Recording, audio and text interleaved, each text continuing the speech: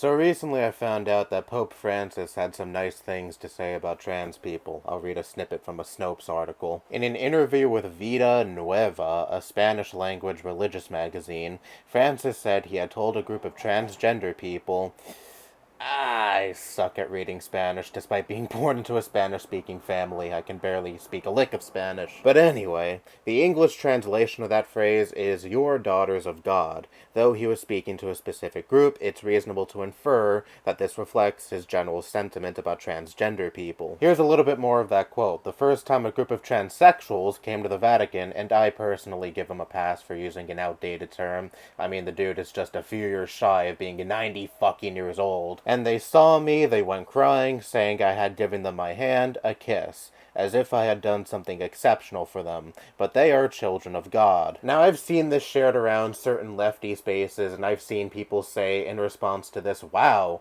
based Pope Francis. And yes, this was nice to read, I suppose, and it was also nice to see tradcats absolutely lose their shit over this. However, I'm not ready to give kudos to this guy, and I don't think I'll ever give kudos to this guy because I fucking detest the Catholic Church. It has been rife with sexual abuse since pretty much its inception. The problem still persists today, and Pope Francis has not done an adequate enough job to at least lessen the problem. Here is a little bit of an article from The Guardian from 2015, 2 years into Pope Francis's papacy. The Vatican has issued a rare statement of support for a bishop in Chile who has been accused by abuse victims of covering up for a notorious pedophile priest, in a case that is sure to infuriate critics who say Pope Francis is straying away from his commitment to ending the Church's legacy of abuse. Amid a growing controversy over Bishop Juan Barros, the Holy See confirmed on Tuesday that the Congregation for Bishops had vetted Barros and found no objective reason to stop his appointment to the southern Chilean diocese of Osorno.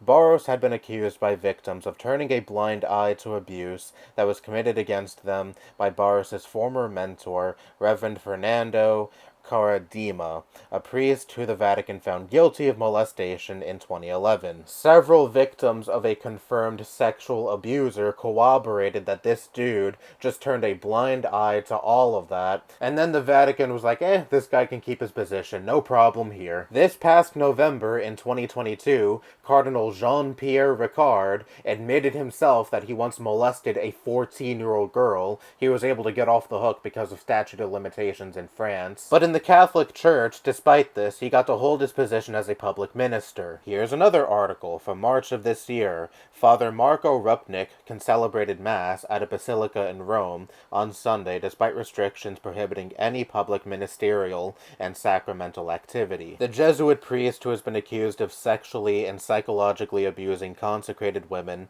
stood at the altar of the Basilica of Santa Prassede. Like, what kind of fucking reform is this? This guy is always paying lip service, saying that he is going to change the Catholic Church. He is going to ensure that sexual abuse is not a prevalent problem within the church anymore. And yet you still see stories like this crop up all the fucking time. Yeah, sure, Pope Francis may be the most progressive pope that we have had since ever, I'd imagine, but that still does not mean you should hold him in high regard. He talks a big game about ending abuse in the Catholic Church, but the Catholic Church is still just as abusive and pedophilic as it's always been. This is why I taste vomit in my mouth every time I hear someone say, give Pope Francis a chance. He is not like the other popes. He's actually a really down-to-earth progressive guy. Maybe he really does support trans people, and the LGBTQ+ community as a whole. I'll take his word for it, I suppose. But he clearly does not value the safety of children and other vulnerable people within the Catholic Church who get abused by their superiors. He either turns a blind eye, full-on supports the abuser, or just does some virtue signal about finally putting an end to the abuse that is so rampant in the Catholic Church. So please, I beg you, do not give your kudos to this guy just because he says some good things sometimes. He may be a step above pretty much every other pope that has come before him,